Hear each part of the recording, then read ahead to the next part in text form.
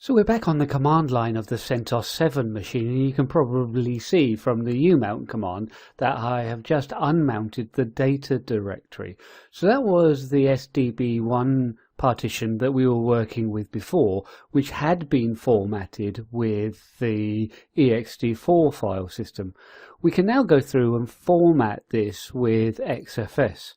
First of all, if we go through and just type XFS, and then using tab completion, so I can just hit the tab key twice, we can see really some of the utilities that we have.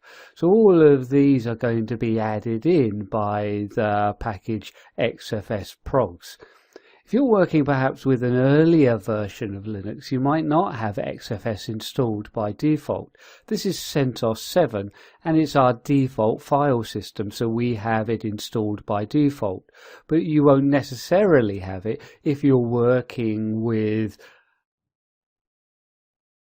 CentOS 6 or Red Hat 6 or something similar to that. In the same way, other distributions might not even use XFS even in their current distributions as the default. We'll go through now and take a look at XFS and then .xfs, and this again was added in by the XFS progs program. So even though XFS is part of our Linux utilities, the way to format an XFS partition is still with XFS, but the additional elements were added in by the XFS programs itself. So we can then just go through and format /dev/sdb1.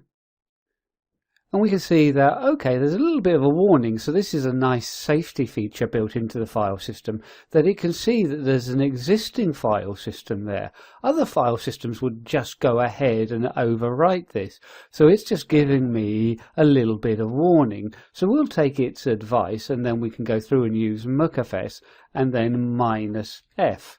Remember, this really is an enterprise file system that was originally built for Unix systems from STI in their IRIX operating system, but it needed to be certain then that we are dealing with the data that we think we are dealing with. So I'm quite happy to reformat this file system, and it will format very quickly. And again, it really just lays some basic metadata down. It doesn't need to mark all of the super blocks in the same way as an ext4 file system. So let's take a look now at going through and mounting this. Let's go on mount /dev/sdb1 through to the data directory. And now we can go through and use XFS info. And we can use that then on /dev/sdb1. So you can see I get the same information that we saw when the file system was formatted. If I go through and run this either against the partition or the mount point, I get that same information. But we do have to return this information, the partition does need to be mounted. So this gives you the basic ideas then of creating the XFS file system.